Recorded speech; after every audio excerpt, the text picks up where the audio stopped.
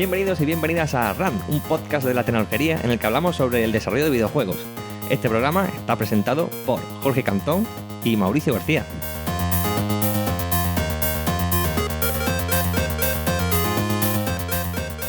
Pues muy buenas, Mauri, ¿qué tal? De nuevo aquí. Muy buenas, ya estamos de vuelta. Sí, que queríamos comentar, ¿no? Queremos decirle a nuestros fans que no paguen el rescate, que nos hemos escapado. Sí, básicamente entiendo que hay muchas oyentes, ¿no? Que han dicho, bueno, ¿cómo es que no empezó el programa en septiembre-octubre cuando sería lo normal, ¿no? Y bueno, pues también contar y dar explicaciones un poco de que hay veces que no es tan fácil, ¿no?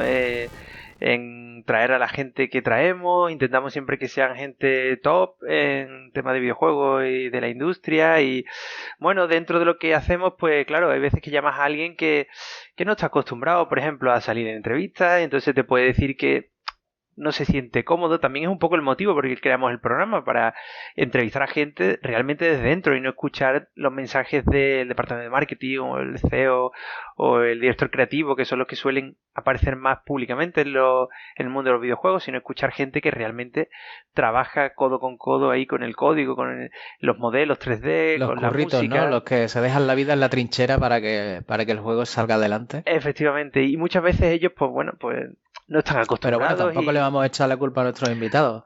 No. Nosotros también hemos estado más liados que la pata. Claro, también este año ha empezado un año sin COVID y eso ha sido que se ha disparado, ¿no? El número de eventos que se han rehecho otra vez y que se han vuelto a producir, y entonces pues también, por ejemplo, en tu caso, por ejemplo, tú has estado súper liado, que lo sé, que has estado viajando mucho.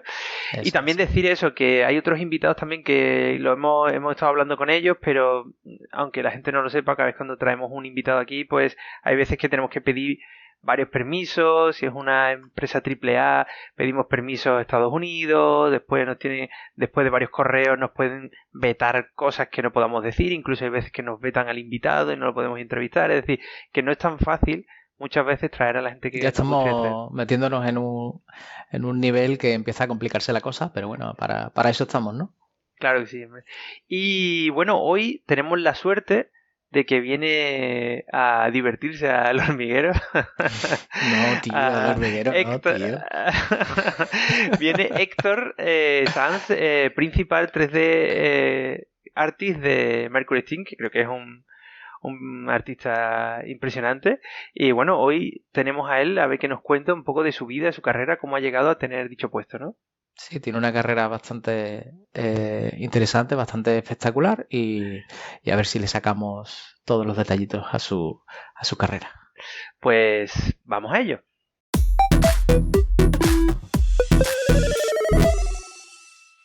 Pues muy buenas, Héctor, ¿qué tal?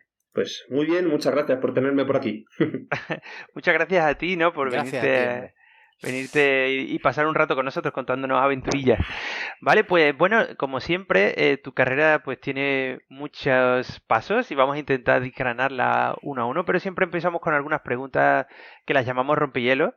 Y por ser tradicionales, ¿no, Mauri? ¿Empezamos con la primera? Claro que sí, empecemos por el principio. La primera pregunta es: ¿cuál es el juego que te has pasado, el último juego que te has pasado o al que te has enviciado un montón? Buah, pues mira, ahora mismo estoy en proceso con el Vampire Survivor. Ahí, descargan el iPad, que le estoy metiendo, pero como un enfermo. Es una atrapahoras absurdo. Pero el último así tocho AAA con el Cyberpunk. Lo enganché, dijeron que ahora era jugable. Y... ¿Ah, sí? ¿Ya es jugable? ¿Ya es jugable? Pues te digo que yo, quitando algún personaje así que va bajo un ascensor en posete, poquitas cosas me he encontrado y muy disfrutable, la verdad. Me lo he pasado bastante bien con él. Me ha sorprendido, yo pensaba que iba a ser un poquito más complicado. Creo que es un buen mensaje, porque mucha gente, yo creo que también está pensando de a ver que algún día si ese juego se podría jugar, porque no sabemos si siguen trabajando en él, haciendo parches y tal. Entonces, bueno, si ya, como dices tú, lo has podido jugar, guay, pues una buena noticia también. Sí, ya te digo, que lo he disfrutado. En el Video Game Award ya anunciaron el primer parche así de tipo DLC de contenido. Cierto, bueno. Sí. Ah, qué guay. Siguen guay. En ello. Bueno, está bien que CD Projekt esté ahí dando caña, ¿no? Porque tiene muchos proyectos abiertos ahora nuevos y que por lo menos después del grabarlo, ¿no? Del lanzamiento, que siguen intentando cumplir, una buena señal. Vale, y la siguiente pregunta sería si tuvieras la oportunidad de participar o de haber participado en el desarrollo de un juego mítico, un juego que ha sido histórico, ¿cuál sería, ¿no? ¿Cuál sería el juego? Juego histórico. Pues así, claro, no sé si es muy histórico, pero a mí me hubiese encantado, o lo tengo como referencia de juego, el Bloodborne, por ejemplo. Me cambió muchísimo el chip. Fue el primer juego que con el que entré a la saga Souls, y me voló mucho la cabeza a muchos niveles. Y no sé, le tengo mucho cariño a la franquicia, le tengo mucho cariño en concreto a Bloodborne, y sí me hubiese flipado trabajar ahí. ¿Y eres de los que prefieren entonces Bloodborne a Dark Souls? Esa es pregunta trampísima. Bueno, has dicho que era el juego, ¿no? Y siendo para mí es mi juego, de hecho es mi juego de las navidades. Todas las navidades se juega su runa Bloodborne, todas. Pero yo te diría que sí. Incluso después de la barbaridad que fue o que es Elden Ring, yo me seguiría quedando con Bloodborne. Me parece más rápido, más cortito, va mucho más al grano. Sobre todo es mucho más ligero que un Dark Souls. Más identitario, ¿no? También, sí. A nivel artístico. Sí. Qué Pues bueno. sí. Buena respuesta. Bueno, comenzamos ya el repaso de tu carrera. Vamos a comenzar, pues tenemos por aquí apuntado que uno de tus primeros trabajos fue en una cosa que se llamaba Games and Symphonies. Cierto. ¿Qué iba eso? Esto, lore antiguo, ¿eh? Deep lore. Sí. Games and Symphonies, pues yo creo que era, que no sigue siendo. Era una iniciativa que salió por algunos docentes y gente que estaba muy relacionada con ESNE, la Universidad aquí de Madrid de Nuevas Tecnologías y demás, que querían, digamos, unir una parte de música clásica, sinfónica, por así decirlo, con el rollito de los videojuegos. Entonces surgió todo como con la idea de empezar a hacer conciertos de música de videojuegos con proyecciones de los videojuegos, con montajes en vídeo, digamos, en tiempo real, sincronizados con la música, con iniciativas muy relacionadas a nuevas tecnologías. La idea era como hacer un evento más allá de lo que era solo el concierto. Entonces, bueno, se hicieron unas cuantas versiones y ahí digamos que fue un poquito mis primeras andanzas con el 3D. Bueno, por aquella época hacía muchísima edición de vídeo también, estaba muy ligado todavía a la parte de streaming, tanto de realización, producción. O sea, que fue un poco... Y ahí contribuiste, me imagino, creatividades para las proyecciones. Sí, claro, y haciendo los diseños de la mascota del evento, logotipos. Pues, por aquel entonces yo estaba estudiando un máster de 3D, entonces, claro, fue como empezar a todo lo que estaba aprendiendo en ese momento, transportarlo a... Porque eso es otra pregunta. Tú estudias Bellas Artes, pero tengo algunos amigos también que han estudiado Bellas Artes y decían que bueno, que dentro de lo que es el campo de Bellas Artes, pues había una rama que luego si querías te especializabas más en la parte digital, ¿no? Tú ahora mismo has comentado, ¿no?, que estabas haciendo un máster o algo de 3D, porque entiendo que Bellas Artes como tal no tiene toda esa rama, ¿no? Bueno, claro, o sea, yo soy licenciado. Me estudié la licenciatura de Bellas Artes, la última promo de licenciatura en la Complutense, en Madrid. Entonces, quieras o no, Bellas Artes, sobre todo antes de la imposición de lo que era el grado, sí era bastante clásica, bastante tradicional. Entonces, las ramas de nuevas tecnologías, producción de vídeo, fotografía, todavía estaban implantadas, pero les costaba mucho. El 3D, pero vamos, ni por asomo de cerca. Entonces, bueno, ahí yo sí que llevaba la parte pues más tradicional. Pasé bastante por encima por la parte de pintura, pero sí me saqué la especialidad de escultura. Y bueno, y luego la parte lo llamaban nuevas tecnologías, que era edición de vídeo y fotografía, ya está, pues no había, no había mucho más. Oye, entonces, eso, ¿tu primera oportunidad fue en Game Symphony y después creo que estuviste en Action Studio, ¿no? ¿Qué fue antes? Sí, o sea, Games and Symphonies fue como los primeros así encarguitos, vamos a llamarlo freelance, entre comillas, relacionados ya puramente con el 3D, y ya con Action Studios sí fue, digamos, la primera oportunidad profesional ya seria. Vale, y esta era una empresa de outsourcing, ¿no? Es decir, tú trabajas con ellos y ¿qué empiezas empresa a de hacer? outsourcing, eso es. Pues empecé haciendo pequeños assets, pequeñas cositas para...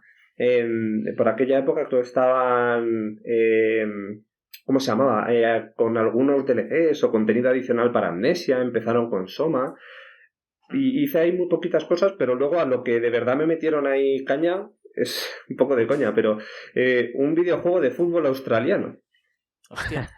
Que es rollo, pues como un FIFA, pero de fútbol australiano. Entonces yo me daban unos scans 3D por aquella época súper chungos, porque el tema de los scans faciales todavía no estaba muy fino, y claro, había que hacer las caras de los jugadores, las cabezas de los jugadores. Me pasaban los scans destruidísimos y muchas fotos de muchos señores con muchos moratones. Pero eran jugadores australianos, no a nivel mundial. Como tronco de roble. Sí. Y era pues eso, la liga de fútbol australiano, ya te digo, que es que tampoco llegué a profundizar, porque me pasaban, claro, los jugadores de cada equipo y pues yo qué sé, pues como que, imagínate, hacer ahora a Messi, a Benzema, a Mbappé, pero claro, pues era el señor McGroening o Connor, no sé qué. ¿Tendrías alguna foto o algo, no? Sí, no, eso sí, me daban en lo que es el scan 3D en un archivo de Z, en un archivo de 3D. Ya os digo, reventados, porque en aquella época los scans daban para lo que daban. Y luego, eso sí, muchas fotos de referencia. Tenían las fotos de pues un 360 con varios ángulos. Y pues eso, pues a limpiar, efectivamente. Sí, a limpiar, efectivamente. Tienes que reducir la malla de hierro. Vale. Pero bueno, aprendí una barbaridad, eso sí, porque trabajar que eso es algo que a día de hoy pues tampoco se pide mucho, el tema de limpiar scans, trabajar con archivos que te vengan de scans 3D, proyectar texturas, o sea, todo eso está... Ya entré con eso aprendido, entré fuerte. Está bien. Bueno, tenemos por aquí anotado también que tuviste un contacto un poquito más intenso con la industria en un momento de tu vida que estuviste colaborando con el grupo Prisa. Eso es, ahí estuve trabajando en la redacción de Media Station. Y ahí pues sí estuve... Lo más goloso fue desde las coberturas de los E3. Que eso también fue... Además, en ese momento cuando los E3 eran mucho mejores, ¿no? De los actuales, ¿no? Que últimamente están perdiendo fuelle, ¿no? Porque claro, hay eventos independientes, ¿no? Y cosas así. Pero antes se unía todo, ¿no? En el E3 y era el evento, ¿no? Del año de videojuegos, ¿no? Sí, o sea, yo los E3 que he cubierto presenciales allí 2, y luego ya desde aquí, llevando los temas de streaming y demás, han sido unos cuantos. Pero la aventura de ir allí, cuando eran presenciales, fue... el primer E3 además creo que fue cuando presentaron en Sony la triada, la presentación del Final Fantasy VII, sí. del perrete, el de Trico, ¿cómo se llamaba? El Last Guardian. O sea, fue pues, Ya ves, ¿eh? Joder, eso se cayó el escenario allí. Estaban en el recinto donde estaban haciendo la conferencia de Sony. Eso fue una locura.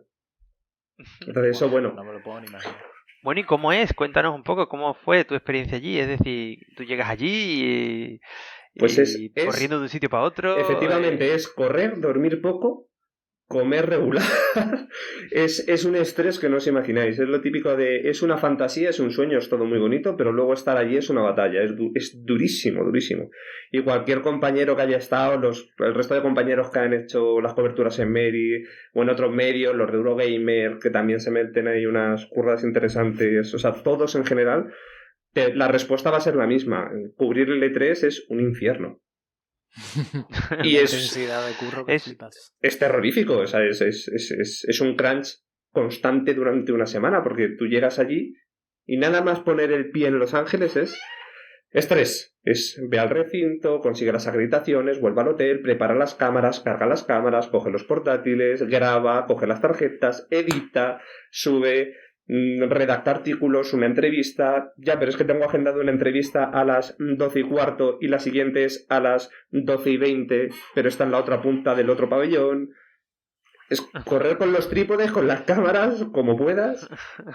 Es un estrés, es un estrés. Es bonito porque es para algún aficionado a los videojuegos o alguien que está metido dentro del mundillo y del medio es una barbaridad. Pero es muy estresante. Bueno, por lo menos, como tú dices, un par de experiencias está bien, ¿no? Sí, o sea, yo ya estoy mayor para eso, ¿eh? A mí, que me lleven a una tranquilita. Vale, bueno, pues estabas también colaborando con Medistation, como comentabas, también pasas a trabajar a Foundry Entertainment, empresa propietaria de la Liga de Videojuegos Profesional. Cuéntanos un poco, porque tú venías claro de la experiencia, como decía. Entiendo que esto es de la Liga de Fútbol también, ¿entiendes? A ver, esto es que aquí se está mezclando. Esta fue una época un poco truculenta en mi vida porque no tenía yo muy claro qué quería hacer.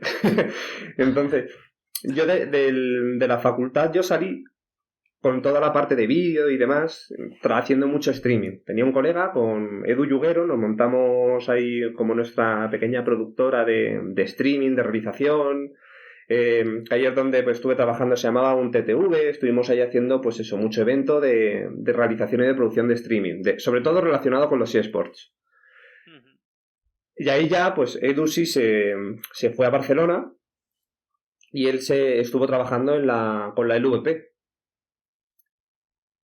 Y yo me quedé en Madrid y de vez en cuando no, cuando había producciones grandes, había que hacer una gamery, había que hacer de soporte, pues yo trabajaba con ellos, llevaba la realización de los escenarios, pues por aquella época creo que llevaba COD, CSGO, FIFA. Ajá. Entonces en las gamery sobre todo, pues era, en este caso con Foundry, los eventos así más tochos que llevaba. También pude trabajar con la SL...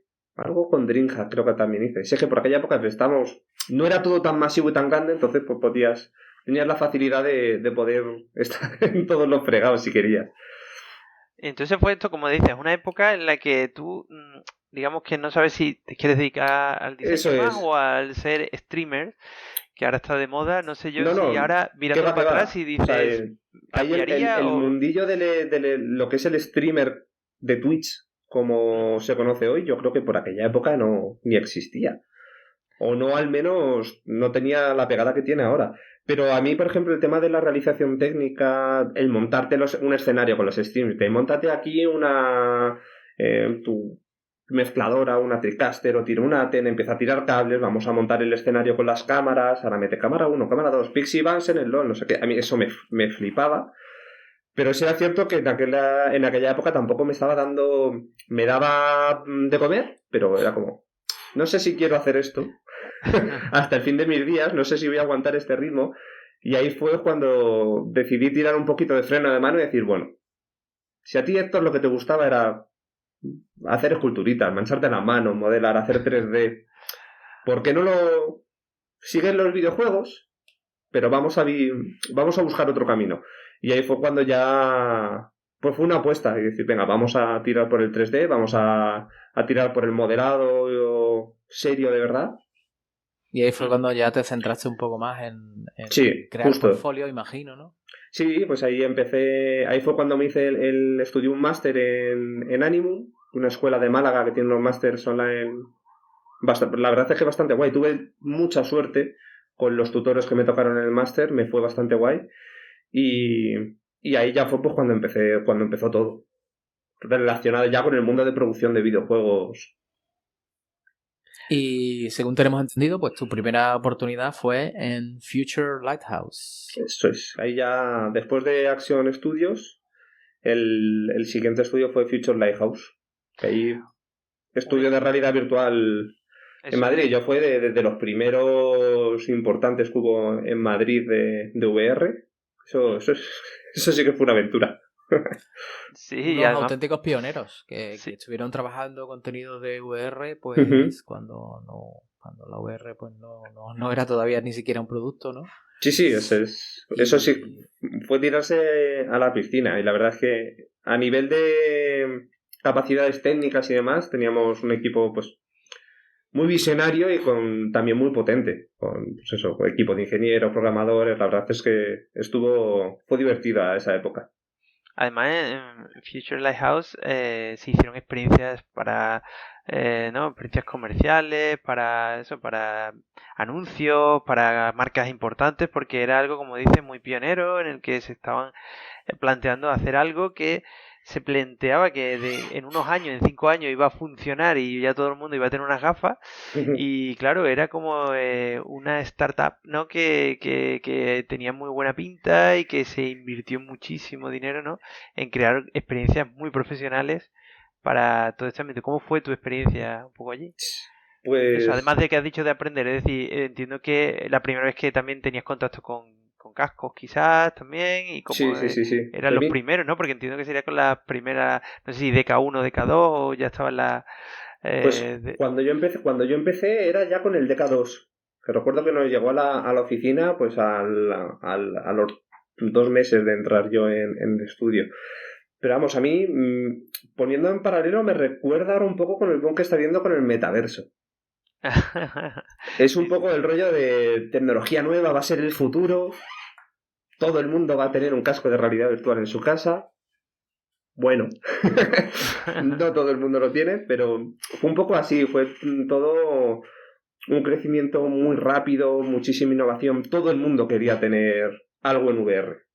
Desde una farmacéutica, recuerdo que hicimos experiencias para Novartis sobre una medicina para problemas oculares y demás. Hicimos experiencias con Bifitter, con David Muñoz para Diverso, luego ya cosas más enfocadas un poquito más a la parte de entretenimiento con Sony, que hicimos Time Heist, creo que se llamaba. O sea, hicimos un montón de cosas, experiencias más enfocadas a videojuegos.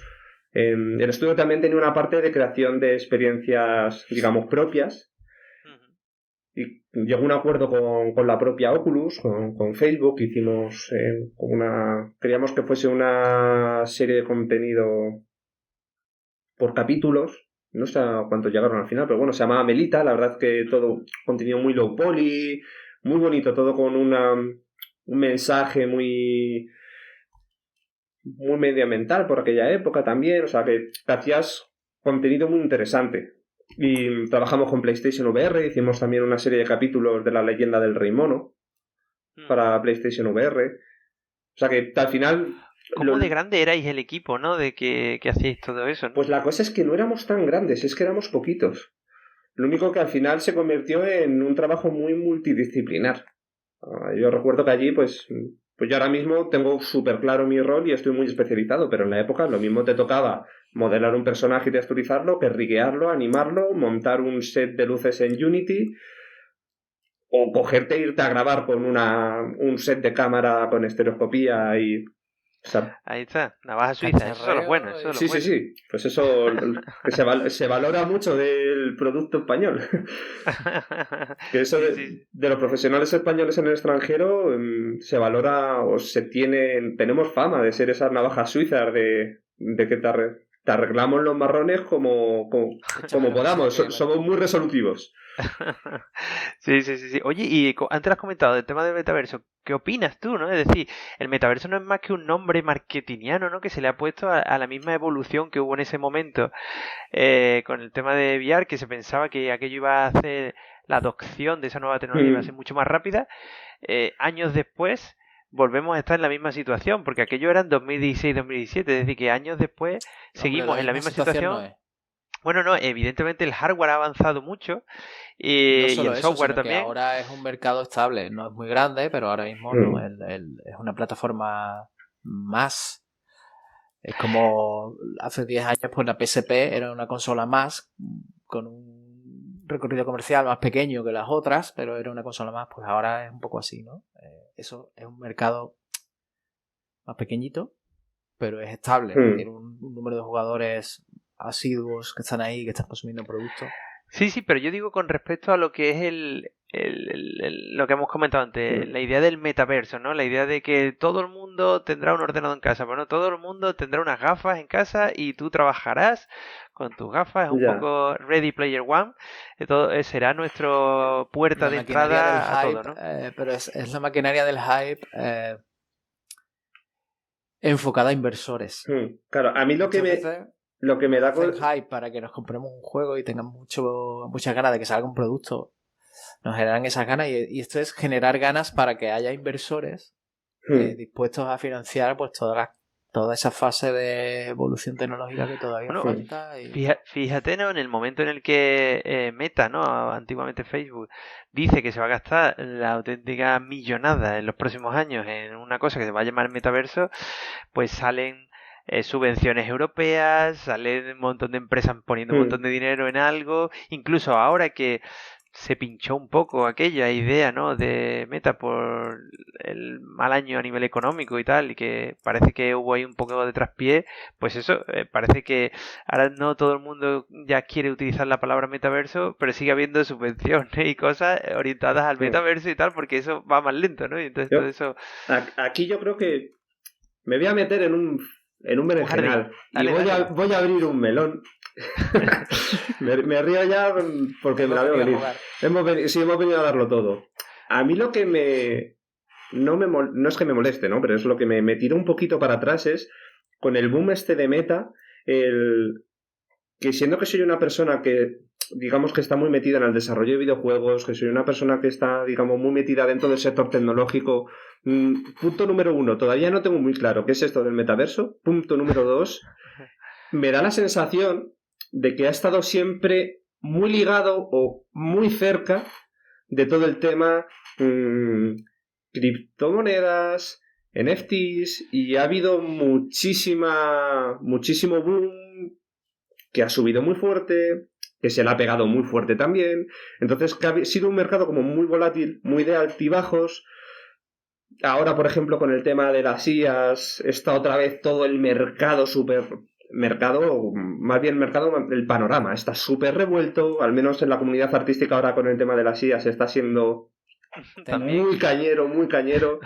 Entonces, claro, todo es siempre el metaverso ha estado como, no es que esté relacionado, sino que está siempre como muy cerca, muy juntita, todos estos focos de polémicas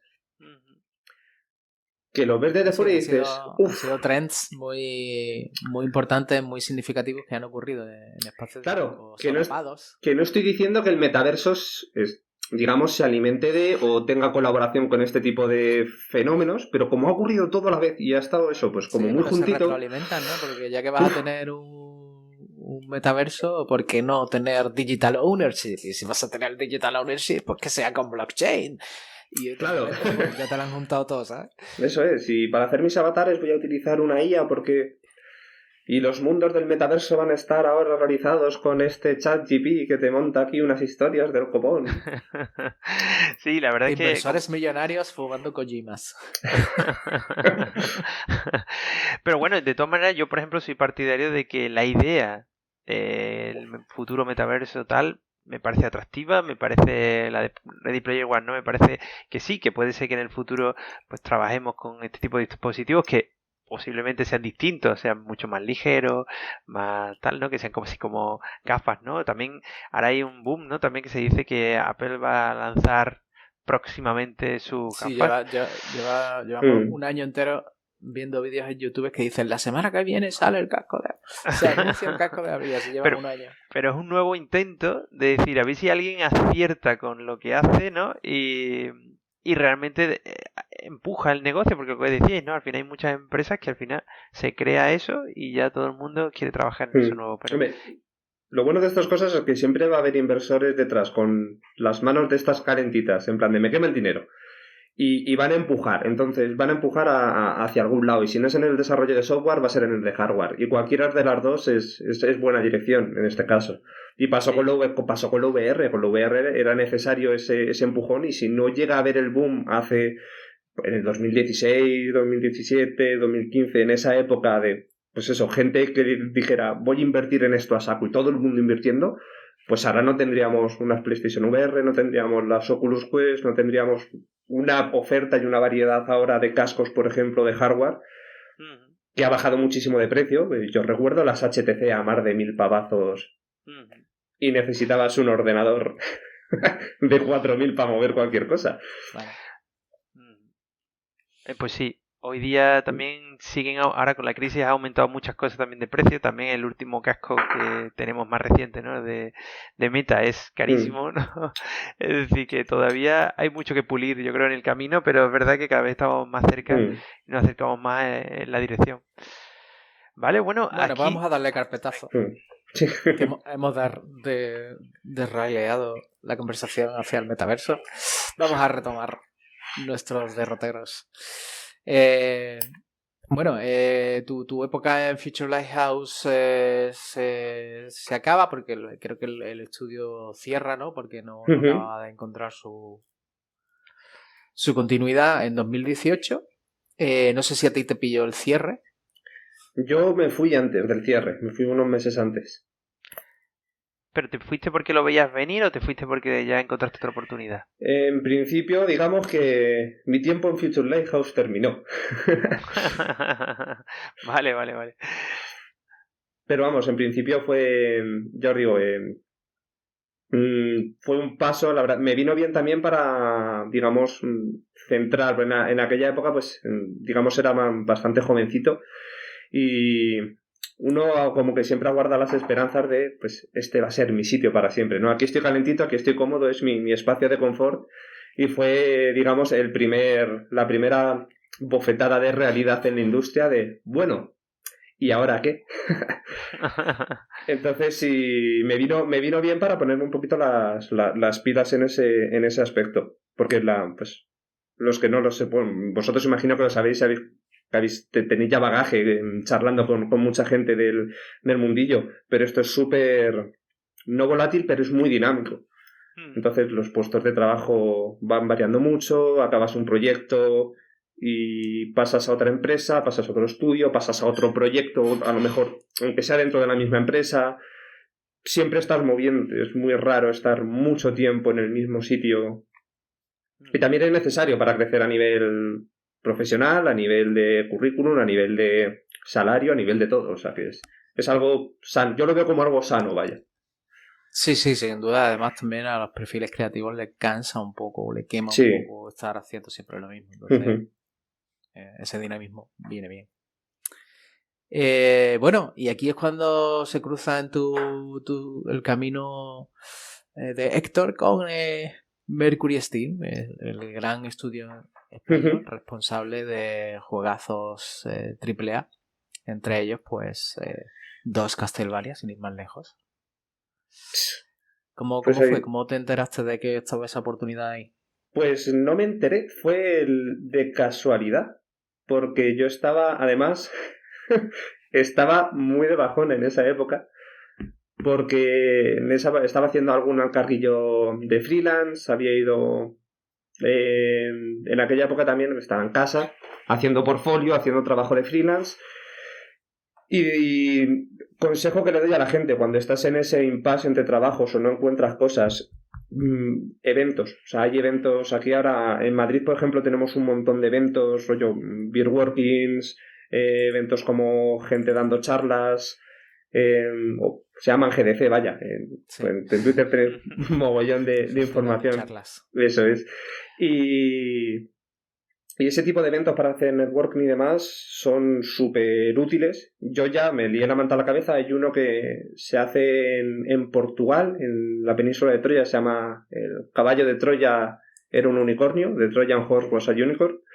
Y la verdad es que ese tipo de eventos es una inyección de moral que flipas. Y yo en ese momento la necesitaba. Y lo bueno es que hay mucho review de portfolio, hay entrevistas directamente con algunos estudios. Y yo ahí tuve una entrevista, por ejemplo, con CD Projekt. Me dijeron que no. Entonces yo, pues seguí cavando un hoyito hacia abajo.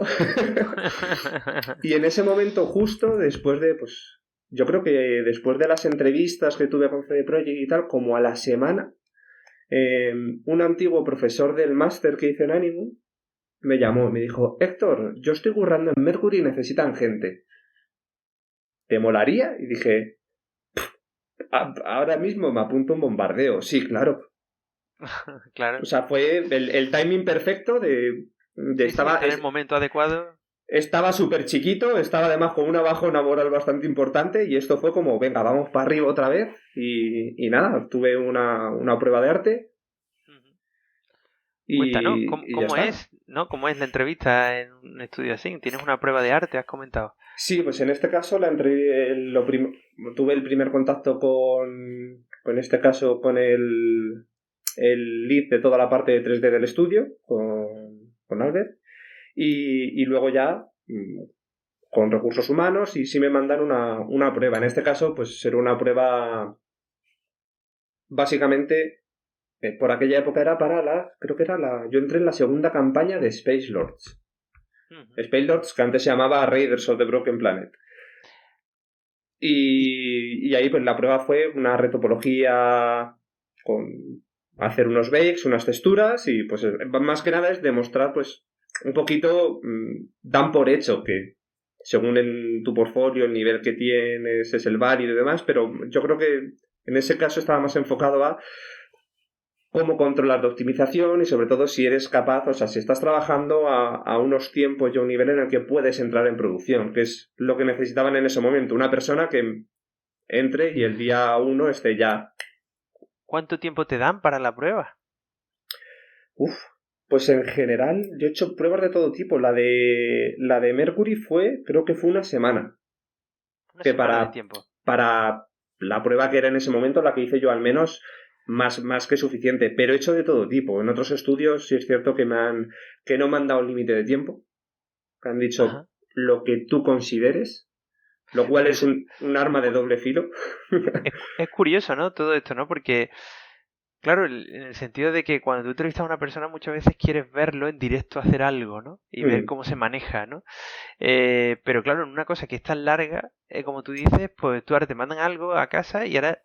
Como cuando éramos pequeños, ¿no? Y utilizábamos internet para hacer los trabajos, ¿no? Al final, ¿quién sabe si lo has hecho tú, si no lo has hecho tú? Ya, eso es un riesgo que corres. También, pues yo en algunas charlas que he dado y demás, siempre lo digo, ni se os ocurra mentir en un artes o en una prueba, porque los periodos de prueba existen una vez te han contratado. Y si resulta que eres la palabra es un poco fuerte, pero un fraude... a los 2 meses te van a echar. Claro. Y el objetivo es que no te echen, entonces, pues claro. Sí, bueno, el decir que has hecho algo que realmente no has hecho es literalmente un fraude en términos legales. Claro, entonces si, por ejemplo, tú entras en un puesto de trabajo y te preguntan en la entrevista, ¿sabes hacer ropa en Marvelous Designer? Y dices, por supuesto. Y dices, perfecto, para adentro. Y estás un mes y te están sacando tareas de ropa en Marvelous y no eres capaz de hacerlas, pues claro, no hay chance. O sea, no eres la persona indicada para ese puesto. Claro. Con lo cual yo no sé... Pero entonces, ¿tú consideras eso por darle el consejo, ¿no? A otras personas que quieran presentarse a entrevistas, pues Mercury o en otras empresas así AAA, ¿qué consejos le das? Es decir, ¿suele ser habitual que en una entrevista de arte te pidan pruebas? Dependiendo de un poco el nivel y el perfil que se busque. Si para la gente que está empezando y que está entrando, sí suele ser normal. Sobre todo depende mucho también de los tiempos de producción y de las necesidades de la producción en ese momento, pero por lo general, sobre todo para perfiles juniors, sí suele ser normal. Junior, mid, suele ser lo suyo.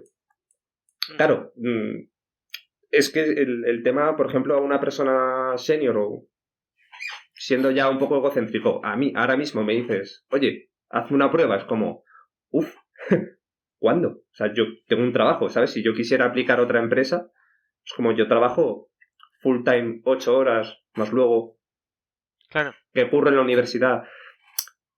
¿Cuándo te saco yo tiempo por una prueba? Es que es imposible. Depende de la prueba también. Claro, si una semana, como dices tú, pues claro, es muchísimo tiempo. Es que es imposible. Entonces es el tema de los artes complejos. Claro. según Claro. según a qué nivel nos estemos moviendo. Claro, afortunadamente, conforme más experiencia acumules y has tenido otros trabajos y tal, pues Hombre, menos claro. necesario se vuelve, lógicamente. Entonces, Eso llega un momento en el que... como tú ya es poco probable que le pidan un art test si tuviera que moverse Claro. a trabajo. Ok, bueno, y cuéntanos eso, ¿no? Tú de repente te aceptan, más feliz que la más, porque tú venías de estar, como decías, en un Sí, hoyo, y llegas, ¿cómo es tu primer día, ¿no? En Mercury. pues mi primer día es revisar documentación, pero además, claro, llegué y era eso, la segunda campaña del Riders, gente, pues eso, cerrando builds, esto tiene que salir porque tenemos entrega en 2 semanas y tú llegas ahí, pues eso, pues el pipiolo, el nuevo, el novato, y bueno, y aquí ¿qué hay que hacer? ¿Cómo trabajáis aquí? Claro, te lo explican todo rápido y corriendo y empiezas a leer documentación para intentar enterarte de qué está pasando. Y mi primer día sí fue cañero porque recuerdo que entras, lo típico, a las 9:30, 10 de la mañana, firmas tu contrato, te sientas, tus compañeros, hola, ¿qué tal? Te tomas el café, revisas documentación y a la 1 de la tarde ya llegó mi lead y dijo, pues, este es tu content, empieza. Y ala, o sea, fue tirarme a la piscina como los leones y... si flota y sabe nadar es que es digno. Claro. Fue un poco así. No hubo periodo, ¿no? De adaptación, ¿no? Sino que directamente... ¿Hubo periodo de 10 a 1 o hubo periodo de adaptación? Vale. Pregunta lo que quieras de 10 a 1, ¿no? Vale. O sea que son cañeros, ¿no? Empiezan directamente, está bien. Sí, ahora se intenta tener un poquito más de... Estamos un poquito más relajados, pero también depende mucho del momento de la producción en la que entres. Si tienes la suerte y entras al principio de un proyecto o entras en la preproducción, es todo mucho más friendly, ¿no? Es mucho más... Esa curva de adaptación puedes tenerla y puedes tener al lado a una persona que esté pendiente de ti, pero claro, si entras en... Tengo milestone, tengo entrega la semana que viene, tenemos que entregar 15 personajes con 2 armas para cada personaje, dices, bueno, pues siéntate aquí, haz esta pistola, no molestes mucho. Y el resto produciendo como locos. Claro. Es complicado, pero en Mercury y en cualquier estudio, ¿eh? O sea, esto ocurre en todos lados, es normal. Entonces, bueno.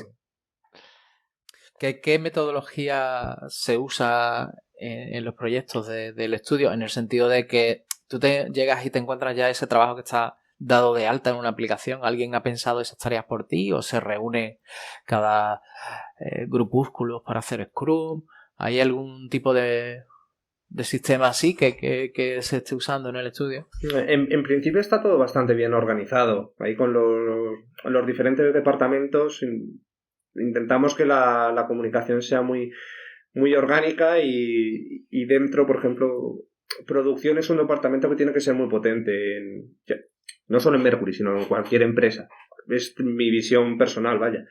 Y en este caso, sí, producción delega como en diferentes subgrupos tareas pues, antes de cada hito, de cada milestone, para este milestone vamos a necesitar tanta cantidad de contenido, se va desglosando, tareas se van repartiendo, entonces ahí más o menos, luego ya con la ayuda de los leads y demás, se va repartiendo toda esa carga de trabajo y se intenta tener controlada. Y sobre todo si son proyectos grandes, estudios más chiquititos, por ejemplo, en Future Life o cuando trabajamos en VR era un poco más ese caos orgánico, que parece que el hilo de producción está vivo.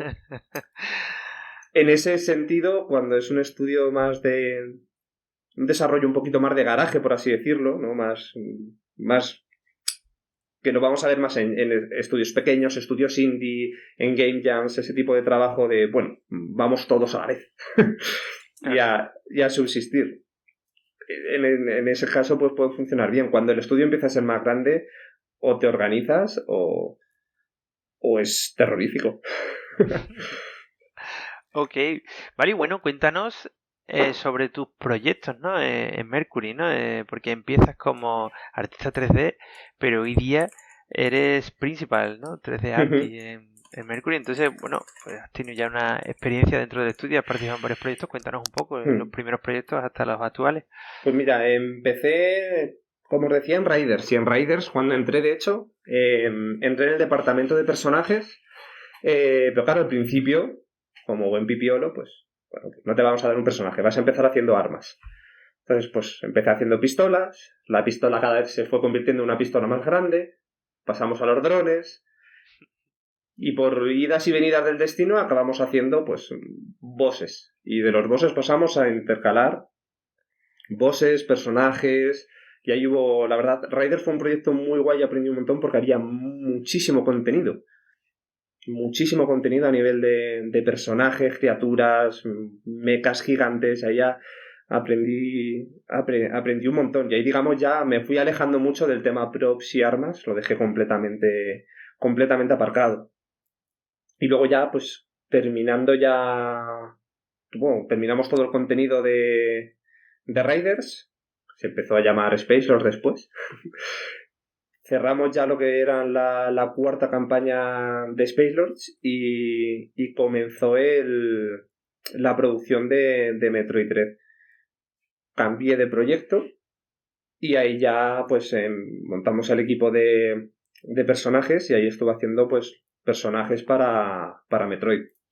Que eso, bueno, tiene que ser un orgullo también, ¿no? Para poder participar en una de las franquicias, ¿no?, más importantes del mundo, más míticas, ¿no? Como hablábamos al principio también de Nintendo, ¿no? Que además había tanta gente, ¿no?, esperando un juego nuevo de esta saga y que puedas participar. Supongo que al principio no decir nada, no puedes decir nada absolutamente a nadie, pero poder participar en un proyecto así tiene que ser también muy interesante, ¿no? Para... Se hace duro, lo de los NDAs. Se hace...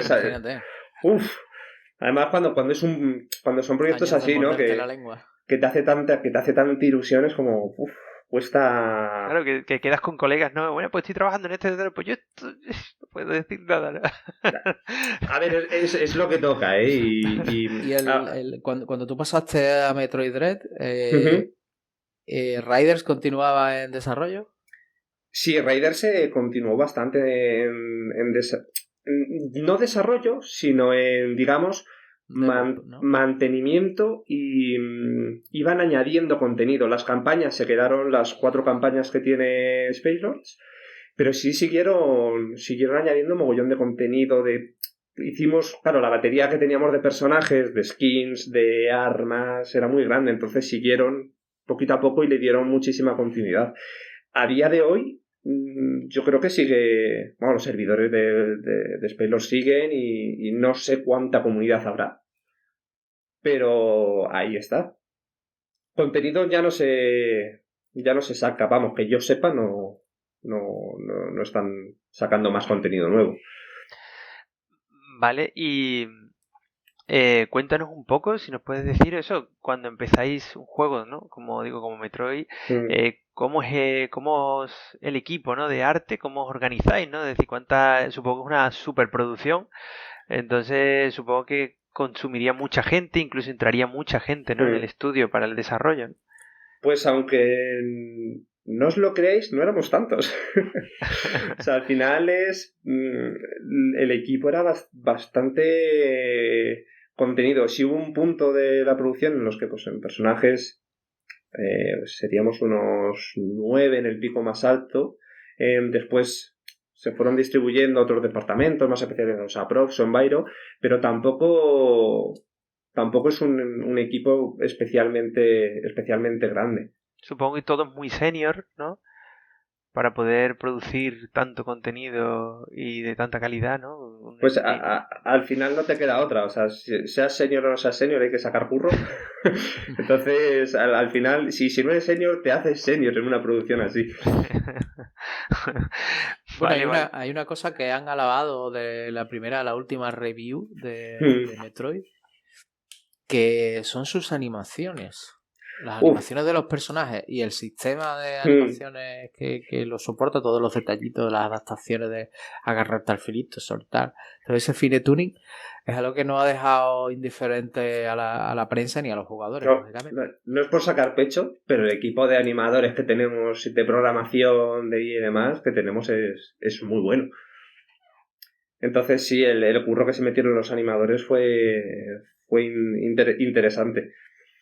Pero Supongo sí, dime. Te iba a decir simplemente que supongo que también hay mucha moral, ¿no? También cuando sale un proyecto de estas características, si realmente te apasiona, habrá una parte profesional, pero también una parte de si tú eres fan de la saga o tal, el poder tal también hace que le pongas especial cariño, ¿no? Sí, una cosa que ahí se alinearon un poco los astros es que sí es cierto que digamos, el equipo de manera casual que se creó para el Metroid, éramos todos, o la gran mayoría te diría que muy fans de la saga. Entonces, cuando un proyecto se hace, ya no solo con la profesionalidad que se espera de una persona que está trabajando en un estudio como Mercury, sino que encima además siente mucha pasión y amor por una saga, se nota mucho. Y quiero pensar que es el caso de Metroid en este caso, por ejemplo, que sí se ha llegado a plasmar un poquito. Está sonando esto muy romanticón, pero pero es verdad, tenemos todos los desarrolladores de videojuegos están en este mundo por razones románticas hacia el mundo de los videojuegos, porque aman y porque les encanta este tipo de cosas, porque hay otras profesiones a lo mejor en las que se puede cobrar más, o hay otras profesiones en las que... Entonces casi todos los que conozco, siempre por un aspecto muy romántico hacia esta industria, ¿no? Uh-huh. Sí, ya te digo, además es una profesión que si de verdad no te gusta lo que estás haciendo, lo vas a pasar regular y es duro al final dedicarte 8 horas, sobre todo, en realidad cualquier actividad laboral relacionada con un aspecto más artístico, si de verdad no te está gustando lo que haces, no, al final los resultados no son buenos y acaba siendo más un... Pueden ser buenos pero no excelentes, ¿no? Sí, al final es que acaba siendo más una labor sin menospreciar a los funcionarios, pero más de me siento, hago mis 8 horas, acá y ya está, ¿sabes? Voy, hago mi curro con mayor o menor desgana, llego al mínimo artístico en este caso que se exige y ya está. Si de verdad te gusta algo, pues siempre vas a... Que no estoy diciendo ni que eches más horas, ni que nada de eso, ¿eh? O sea, no, pero... Las 8 horas que echas las echas buscando... Eso de la excelencia. Eso es. Entonces yo creo que eso es algo que en los perfiles artísticos, si, aunque es algo psicológico tuyo, vas a estar más a gusto, vas a dar ese poquito extra. Y no es una sensación que no, al menos desde fuera, no lo he visto en otros sectores. Una persona que se dedica a actualizar Excel todo el día para cesión o adquisición de empresas, pues no creo que esté todos los días en tu trabajo en plan de vamos a darlo todo porque este Excel, esta tabla, esta fórmula tiene que ser la mejor que he hecho en mi vida. Que a lo mejor sí, ¿eh? Pero no sé yo si va a ser el caso. Bueno, y si te preguntamos que nos digas cuál puede ser el asset así favorito o del que te sientes más orgulloso que hayas hecho tú, bueno, tú, me imagino que más personas, porque nunca es una sola persona, ¿no? Cuando se diseña un personaje intervienen, pues, sí, no, al final muchas personas. Pero ¿qué personaje o qué objeto del juego? Yo te diría que le guardo mucho cariño a Craig. Craig es el poder haber hecho o participado en esa versión gigante mucho más de Craig. Las versiones antiguas de Craig son un poco fanegas, son un poco feas. Entonces, el haber podido darle esa vuelta de tuerca al diseño en el Dread fue un lujazo y yo creo que le sentó bien. Que le ha sentado bien al cocodrilo verde. Ahí, y hay una pregunta quizás que se me viene ahora mismo a la cabeza es, ¿teníais total libertad o Nintendo siempre revisaba todo lo que hacíais de manera muy meticulosa y hay ciertas líneas que no podíais cruzar? Sí, claro, Nintendo revisa todo siempre. Todo. Entonces, bueno, al final es como cualquier... Claro, dirección de arte. Pero como comentas ahora es como que la dirección de arte o la línea artística la pudisteis definir vosotros en Mercury o Nintendo os la dio y no podíais saliros de esa. No, ahí Mercury siempre no ha tenido libertad total, pero sí ha dado O sea, este Metroid tiene mucho ADN de Mercury. Claro, es que es un Metroid muy distinto.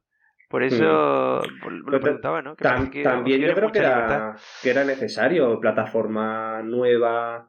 De hecho, todas las historias que se han contado de ese Metroid Dread que nunca se pudo realizar porque no daban las prestaciones de las consolas ni la tecnología del momento para conseguir la sensación que querían exactamente, y pues al final ha ido todo un poquito de la mano. Vale, bueno, y Metroid Dread consigue unas auténticas notazas, recuerdo, los primeros reviews, todo el mundo, un juegazo brutal. ¿Cómo vivisteis vosotros desde el estudio el lanzamiento, no? Porque supongo que al principio con muchos nervios, pero luego empiezan a salir aquellas cosas y es como, no sé si te relajas o no, pero es en plan de, guau, qué bien que lo que hemos hecho, que como decías ahora era quizás arriesgado porque hemos cambiado la estética incluso del personaje principal, hemos cambiado ciertas cosas, pues no sabíamos cómo la comunidad de fans y de fanáticos se lo iban a tomar, así en plan de no, querían ver a lo mismo o el ver algo nuevo les iba a gustar, ¿no? Pues el primer lanzamiento del primer tráiler, eso fue para nosotros como los argentinos este fin de semana pasado con la Copa del Mundo. Fue un poco así para que te hagas una idea. Y en la oficina, como quemando el F5 de los teclados con las reviews de Metacritic para ver lo que opinaba la gente, las opiniones de los medios, escuchando pues a los compañeros que trabajan en medios, que te van chivando, esto me ha flipado, y me mandan WhatsApp en plan de, tío, esto es lo que habéis hecho, es la polla, el que te vaya persiguiendo el Emi, esto es cojonudo, me da una ansiedad, pero qué bien. Entonces, esos feedback, la verdad es que han estado muy guay, ya te digo, en la oficina, con las primeras reviews sobre todo. Me recuerdo cuando... no sé qué nota tendrá ahora en Metacritic el Dread, pero las primeras horas cuando pasábamos por el 95, 92 en Metacritic, la gente estaba como loca. Claro, hay muy pocos juegos, ¿no? Que claro, tenían esas notas, ¿no? Sí, no, y con los GOTY, por ejemplo, igual, que tuvimos mucha suerte también con los nominados de ese mismo año, pero cuando nos dieron el GOTY a mejor juego de acción fue como, ¡fua! ¡Qué sensación! Sí, es tener la suerte, como te digo, de estar en el momento adecuado muchas veces, ¿no? Lo que comentabas al principio, ¿no? Porque hay gente que se pega palizones, ¿no? Para trabajar en proyectos que se cancelan, incluso durante años, que luego el año que sacas ese juego, ¿no? Por ejemplo, claro, este año, ¿no? Que hemos tenido el Ring, que hablábamos al principio, que es un juegazo. El de Ring. Menos mal que lo atrasaron. Eso es, pero también está la gente que se ha pegado el currazo de God of War, ¿no? O tal, que me acuerdo el año que ganó God of War, que estaba el Red Dead Redemption 2 que no lo ganó. Y entonces era en plan de, hostia, el palizón que también se ha pegado esa gente. Tú imagínate haber currado en un Red Dead Redemption, los de Rockstar currando también ahí a muerte y... pero es que el God of War es un juegazo. Sí, no te digo que no, pero por ejemplo este año no se la ha llevado. Lo que me quiero referir es que se tienen que alinear muchos planetas para que todo termine a término, el proyecto no se cancele, salga bien, se puedan... Es que al final eso también es mucho factor suerte. Además, años de producciones muy rarunos, con el COVID de por medio también, confinamiento, fue... Pero bueno, al final las cosas salen. Muy guay, muy guay. Enhorabuena por todo el curro. Gracias. Vale, bueno, pues la siguiente es, quizá entramos en algunas preguntas que nosotros hemos marcado aquí como un poquito delicadas, porque de igual forma, ¿no? Que salen esas notazas y que hay una gran... bueno, los fans lo perciben como que el juego ha sido increíble. También hay una otra cara, ¿no? De la moneda, un poco más oscura, ¿no? Que se acompaña al lanzamiento del juego cuando empiezan a haber críticas, ¿no? O una polémica de algunos desarrolladores que decían haber participado en el juego pero que luego no aparecen en los créditos y tal. Por otro lado, ¿cómo vivisteis esta otra polémica, ¿no? Que fue en el mismo tiempo, ¿no? Es decir, a la vez que teníais las alabanzas, ¿no? del juego en sí de software, pues había este tipo de situaciones, ¿no? A ver, pues es, como tú decías, es delicado, es complicado y A ver, yo a nivel personal soy de los que piensan que si has currado en un juego tienes que estar en los créditos. Ahí luego ya la compañía o el estudio ya que decida cuáles son sus políticas y el tiempo que es necesario o no. Entonces, bueno, ahí ya en su momento Mercury ya dio sus justificaciones y sus explicaciones en su momento. Pero bueno, para nosotros siempre es agridulce, ¿no? Además, justo fue un momento muy de estar todos muy emocionados. Es al final, pues, un poquito esa otra cara de la moneda. Es complicado de gestionar esas emociones también. Pero bueno. Vale, y también junto a esa polémica, bueno, no sé si es junto a la polémica o también es como comentábamos al principio también, es algo habitual en este mundo, en esta industria, que termina el desarrollo del juego y claro, hay un montón de desarrolladores que abandonan el estudio, ¿no? Que se van de allí, no sé si asociados a la finalización del proyecto o asociados a la polémica esta que había, ¿no? ¿Cómo vosotros vivisteis aquello, ¿no? Porque creo que incluso había gente de rangos altos, ¿no? Que dejó la compañía. También lo comentábamos al principio, que digamos que en los estudios de animación, de videojuegos, es común lo de acaba un proyecto, pues saltas a otra empresa o saltas a otro proyecto dentro de la misma empresa. Hay un poco de todo. Y en este caso, Metroid fue un desarrollo largo, también quema una producción tan tocha. Y hay mucha gente, pues gente que se tomó años sabáticos, gente que decide irse a otros estudios, a otro tipo de proyectos, que está también, buscando... También hay un poco de todo, que la salida es normal, vaya. Teniendo en el currículum, ¿no? El haber participado en un Metroid, supongo que te será... Hombre, te abrirán ciertas puertas, ¿no? También. Eso es totalmente cierto, te catapulta un montón. Entonces, bueno, ya que no es lo mismo estar buscando trabajo con un Space Rocks en tu currículum que con un Metroid Dread. Sin desmerecer el trabajo de Space Rocks, pero te quiero decir que te abre muchísimas puertas y sobre todo va a hacer que tu LinkedIn eche humo. Y que tu ArtStation y mensaje de ArtStation y es completamente normal. Y ahora mismo, por ejemplo, que el mercado en España en concreto, además, hemos pasado de no tener ofertas, por así decirlo, de tener opciones de pivotar a empresas, a que de repente sí. Y claro, pues eso es cojonudo. Porque aparte de tener opciones, esto es la oferta es la ley de la oferta y la demanda.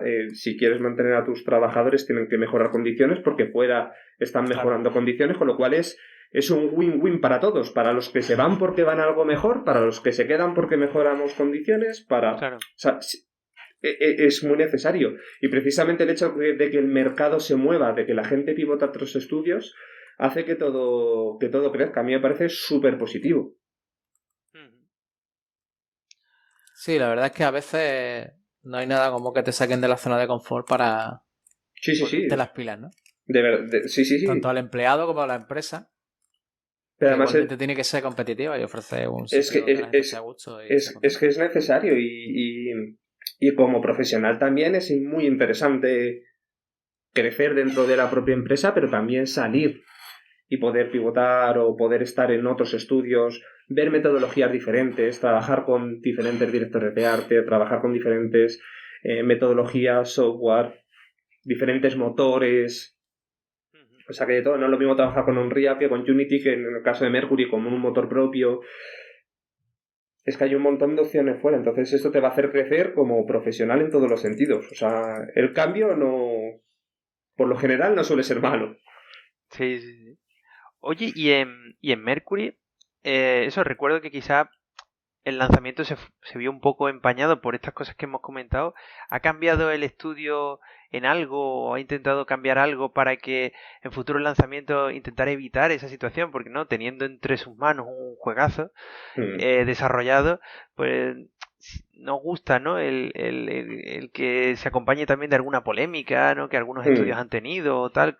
En este caso le tocó a Mercury también, pues el intentar evitar, ¿no? Esas polémicas y que no se vean empañados. Que ahora mismo, con el tema de las polémicas, hay polémicas en todos lados, que en todos sitios pues nada, que te vas a Santa Mónica, a CD Projekt, a Activision, o sea, tiene polémicas en todos sitios, de mayor o menor gravedad, pero en principio todos los estudios, Mercury también está haciendo un trabajo grande por mejorar en ese aspecto, mejorar condiciones, que estemos todos a gustos. Aquello que se hizo tan viral, tenemos microondas, la gente puede estar tranquila, podemos cocinar nuestra comida, podemos calentarla sin problemas. Eso no lo recuerdo, ¿qué pasó? ¿No lo recuerdas? Sí. Le salió en ese momento también una de las críticas que se hicieron así como más virales era que no nos dejaban usar los microondas. Que se juntó por temas de COVID, pero el tema del COVID y demás, pues uno de los problemas que tuvimos era que pues se formaba mucha cola en la cocina, entonces para evitar que la gente se aglomerase mucho en época de COVID, full COVID, pues leñe, vamos a no usar los microondas y no calentar la comida y que todo el mundo comparte ese espacio y demás, y la gente se preocupó mucho, de verdad fue como en Twitter y demás, en plan de no nos dejan usar los microondas, tranquilos, ya podemos, ya se puede. Desde hace tiempo se puede, no preocuparse.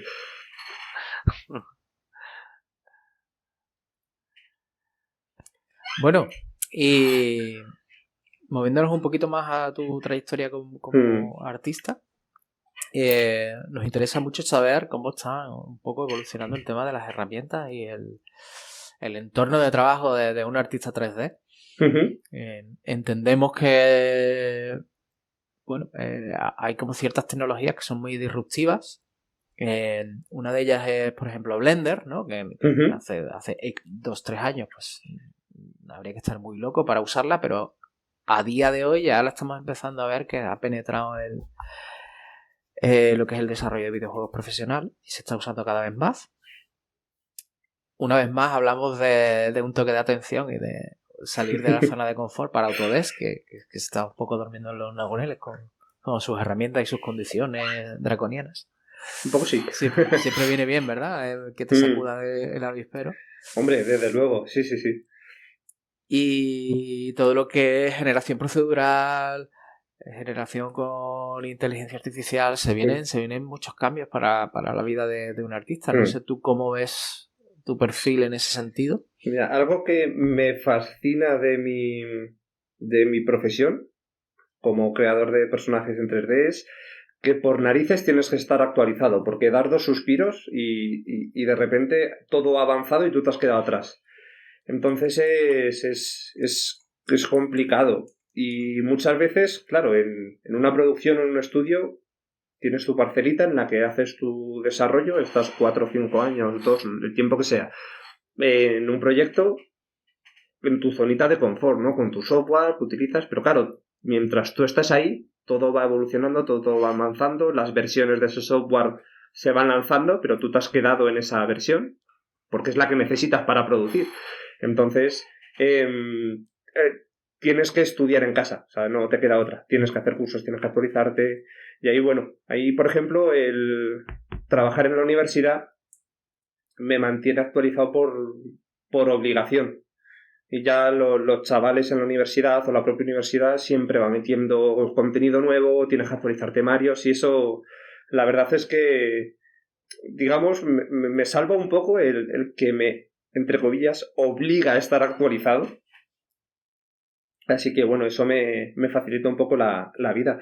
Pero hablabas de Blender, por ejemplo. Blender está entrando súper fuerte. Yo creo que sí que Autodesk se tendría que espabilar un poquito, sobre todo 3D Max, porque yo soy niño 3D Max. Yo empecé con 3D Max y yo 3D Max lo defenderé hasta el fin de mis días. Pero de verdad... También te digo, yo por ejemplo también he hecho muchas cosas antiguamente en 3D Max y tal, y por ejemplo ahora arranca, yo no sé si le pasa a todo el mundo, pero arrancas Blender, que es completamente diferente la interfaz, es que es completamente, radicalmente diferente, te cuesta un trabajo de decir, es que no sé hacer nada, ¿no? Es pues decir, es como cuando... te animo a que un día por curiosidad abras ZBrush. Sí, también tiene su... Porque eso ya, además, como cada uno configura ZBrush como Sí, le da la es gana, verdad. porque lo puedes cambiar todo, es como... es un mundo. Pero al final te acabas acostumbrando y lo que es la teoría, digamos, o las funcionalidades básicas son las mismas en todos los programas. Cambian a lo mejor alguna metodología, los accesos de teclado y tal, pero lo que es la base va a ser... Es cierto, pero por ejemplo, tú decías antes, para ser productivo requieres no, conocerte los hotkeys, las cuantas. sí, Entonces, claro, claro, o tú a sea, lo a mejor mí... dices, yo soy productivo en 3D Studio, pero yo cojo Blender y yo sé los conceptos y tal, pero no soy nada productivo, me no, cuesta la claro, o sea, vida. a mí multiplícame los tiempos por 3, ¿sabes? Si me cambias a Blender. Maya todavía te lo manejo medio bien. Que de hecho, pues, Maya tiene unas herramientas de retopología que son maravillosas, pero yo es que los modificadores de Max es que los quiero mucho. A mí eso me lo quitas y lo paso regular. Entonces, por ejemplo, para nuevos, o sea, gente que quiera empezar en el mundo del modelado 3D, que No, quiera... si no sabes nada y quieres empezar, Blender. Sí, porque me refiero, antes comentaba Mauri que está penetrando mucho, pero ¿cuánto, no? Es decir, tus colegas Pues de profesión también yo ves creo que que ya hay gente que lo está yo cada vez creo usando más. que cada vez más y que cada vez hay más estudios que están migrando sus producciones a Blender y es una herramienta sobre todo, ya no es que sea más o menos potente, sino que tiene un soporte por parte de la comunidad bestial. ¿No? Y sobre todo que el coste en licencias, pues claro, Bueno, no eso tiene ya, no tiene nada que ver para eso las facilita empresas, mucho, ¿no? claro. O sea, no, si eres un estudio indie, o sea, no te plantes ninguna otra opción, porque no vas a pagar licencias de Maya o de Max. Ujú, Eso es una salvajada, o sea, claro. Sí, totalmente. págale a la peña el dinero de esas licencias. Que se lo lleven los empleados, sí. Claro, sí. Entonces, y ahora mismo es eso, igual que con los motores, Unity y Unreal, pues hasta donde yo sé, si no son full gratuitos, las licencias o el royalty que tienes que pagar por una vez tengas publicado el juego son bastante económicas, o sea que, vamos, no sé, hay que estar hay que tener las cosas muy claras y A estar ver, muy seguro para montarte un estudio indie motor propio, ¿eh? Alguno habrá, pero, uff. No, hombre, claro, es Muy muy complicado, loco. muy costoso. Vale, bueno, y por último, llevas varios años ya, ¿no? Como profesor del ESNE. Cuéntanos, pues, qué haces allí, qué asignaturas impartes, cuál es tu labor un poco allí. Mira, en ESNE soy profesor de cuarto del grado de desarrollo de videojuegos en la especialidad de arte. Y bueno, la asignatura que imparto es creación y desarrollo de personajes. Y al final me he intentado como montarme ahí mi pequeño temario. La asignatura es anual, intento partirla en dos. Una parte de anatomía para artistas, un poquito pues de anatomía humana, anatomía animal, fantástica y demás, y luego otra parte de creación de personajes, ¿no? Un poco pues todos los procesos de modelo en alta, retopología, VX, texturas, lo que es todo el proceso de producción de un personaje. Y ya este es mi cuarto año en la universidad, la verdad es que bastante contento. Yo no en ningún momento de mi periplo en la vida me hubiese imaginado siendo profesor, pero vamos, bajo ningún concepto. Y esto ha sido una de las sorpresas que te da la vida, que de repente pues te ofrecen la oportunidad. Y pues bueno, al principio lo que surgió como una manera de sacarse un sobresueldo, se ha convertido en algo bastante chulo que me aporta mucho, ya no solo a nivel, lo que os comentaba antes, a nivel técnico de reciclaje, de estudio, de estar siempre actualizado a nivel de software y de herramientas, sino pues también a nivel personal. La verdad es que si la gente tiene la oportunidad y tiene, digamos, la preparación para involucrarse en esto de la enseñanza, es un camino muy gratificante. Tiene sus cositas, que de vez en cuando tengo algún alumno un poco rebelde que dice, a ver, amigo. Pero por lo general la experiencia es súper positiva. Sí, pero es cierto que estoy contigo que los que tenemos ya unos años en la industria tenemos que hacernos también un poco responsables de formar a la próxima generación. Total. Cosas buenas, Totalmente, malas, sí, sí. Es un esfuerzo, lógicamente, pero... ¿No? Y que los chavales vienen algunos apretando muy fuerte y te enseñan cosas que dices, hostia, pues esto jamás me lo hubiese planteado de esta manera, o conocen herramientas que tú todavía no, pues que no has tenido la oportunidad de tocar y te las enseñan y bueno, a mí afortunadamente de momento me está saliendo bien la jugada y bueno, pues tengo la suerte de tener, bueno, en mi caso, muchos de mis profesores son ahora mis compañeros de trabajo, pero algunos de mis alumnos ahora son también mis compañeros de trabajo. Lo cual, pues también es una sensación, es una cosa, es que un poco el rollito de vas pasando el testigo, ¿no? De generacional. Sí, total. Pero es una sensación un poco extraña, pero también es divertido, ¿no? Es decir, hace 2 años yo a ti te estaba enseñando a hacer retopos. Y ahora te tengo aquí al lado corrigiéndote las retopos. Anda. Muy bien, pues entonces entramos ya en la recta final del día de hoy, que ha sido muy interesante, pero no queremos irnos sin conocer cuál es tu perspectiva sobre el desarrollo en España. ¿Qué crees tú que tenemos? ¿Qué punto fuerte tenemos como desarrolladores españoles? ¿Y qué nos falta? ¿Qué nos falta en el tejido industrial para estar todavía más en el candelero? Pues a nivel de, digamos, de individuos, ¿no? Como eslabones de producción, lo que es el desarrollador español, creo que es súper polivalente. Y la verdad es que tenemos pues programadores, artistas, gente de producción en todos los ámbitos del desarrollo, gente súper preparada. Y la verdad es que se puede exportar talento a mansalva, la verdad.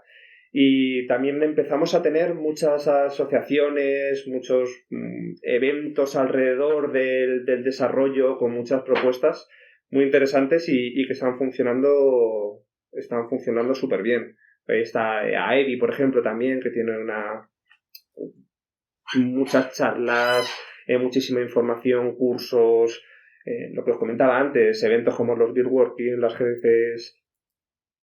Se está creando una comunidad en torno a lo que es el desarrollo de videojuego muy, muy, muy, muy potente. Y se están creando también muchísimos estudios, que eso era algo que faltaba. Entonces, claro, antes si querías trabajar en videojuegos tenías 3 opciones. Tenías Saber, tenías Tequila y tenías Mercury. Gameloft si querías hacer móvil o... cosa por tu cuenta. Que había que echarle o salir al extranjero. Claro, efectivamente. Y ahora, pues afortunadamente, hay muchísima variedad de estudios muy potentes y se está abriendo la posibilidad de el outsourcing, que también están entrando empresas extranjeras que están montando sus sedes en España, súper potentes, y que te ofrecen la oportunidad de trabajar en producciones súper tochas. O sea, que ya no solo es, qué suerte, trabajo en Mercury, hago un Metroid, ya, pero es que, qué suerte, trabajo en Activision, Blizzard, en Digital Legends en Barcelona haciendo un Call of Duty, trabajo en 2K en Valencia, trabajo con 31st Union también, que están trabajando con Square Enix, tenemos CEO Interactive.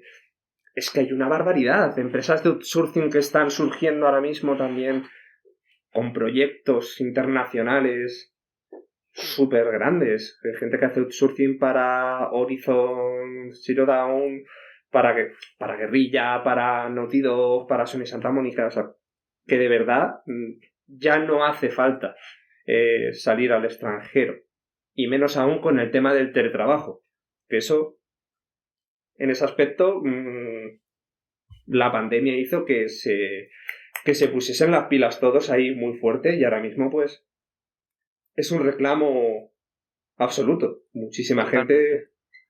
¿En Mercury os permiten hacer trabajo remoto?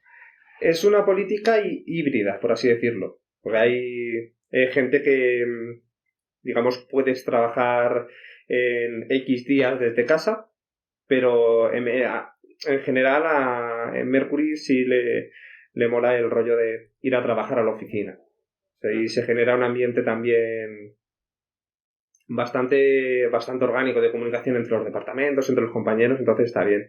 A mí personalmente en un sistema híbrido me gusta. Yo necesito también de ver la gente, ver a la oficina, el estar todo el día en casa. A mí personalmente me agobio un poco, pero también te digo, si hay que abrazar el teletrabajo, yo lo abrazo encantado. Me compro una silla de estas de 1.500 pavos, hago la inversión y oye, encantado de la vida, ¿eh? Hombre, ahora yo creo que está funcionando muy bien el híbrido, como dices, la pandemia ha traído eso y ha traído para quedarse, y la suerte de que puedas, como dices, trabajar en cualquier proyecto a nivel mundial. Cada vez más hay empresas Claro. que te dejan trabajar y tienen algunos puestos que son completamente remotos, porque hay talento en muchas partes del mundo que no se aprovecha para esta industria porque no están en la ciudad adecuada, pues quizás no tiene sentido. Entonces el que pueda ver eso, los freelance al principio, después ahora también eso, ya incluso el remoto, el teletrabajo y tal, yo creo que también que es un gran paso también a avanzar y a hacer más grande la industria.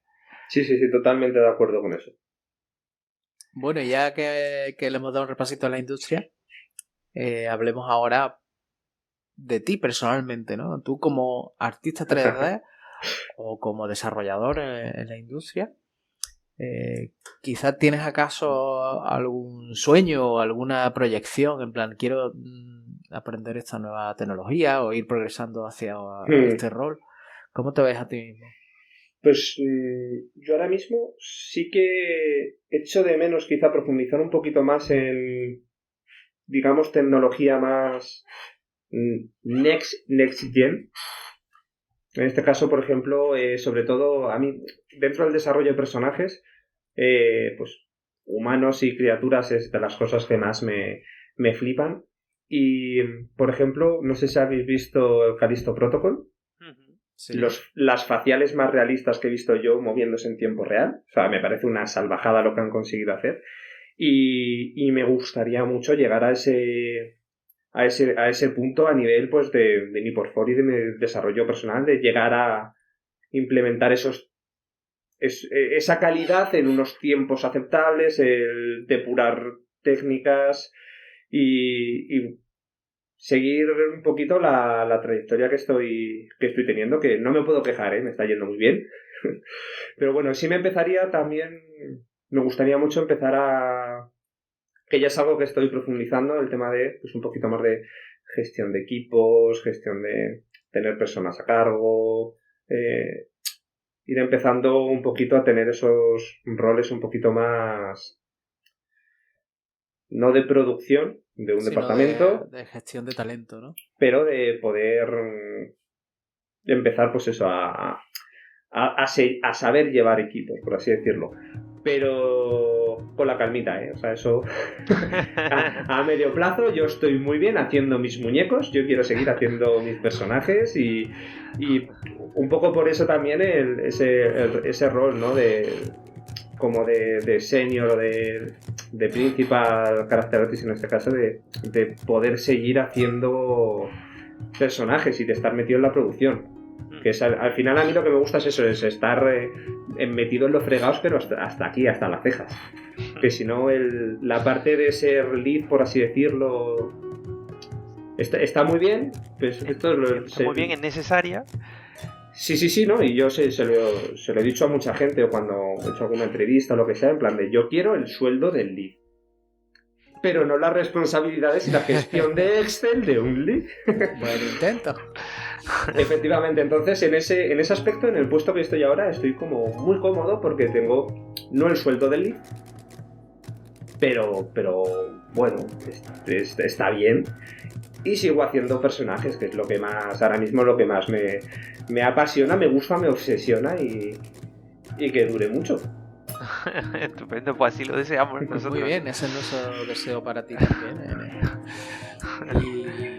Y con esto y un bizcocho hemos llegado al final de nuestra entrevista. Sí, bueno. Espero que hayas estado a gusto de esto. Nosotros, yo creo que nos lo hemos pasado muy bien, hemos aprendido muchas cosas contigo hoy. Espero que los oyentes también. Muchas veces nos piden que traigamos invitados de la parte más artística, que algunas veces nos cuesta más traer, así que yo espero contentar a muchos oyentes hoy. Somos programadores, ¿verdad? Se nos fue el plumero. No, tampoco tanto. Y bueno, decir que bueno, eso, ahora sí esperamos continuar el ritmo y nuestro compromiso de una entrevista al mes, que es el ritmo que actualmente tenemos, y decir que nos podéis escribir, nos podéis proponer gente para el programa y tal en hola@tecnologia.com.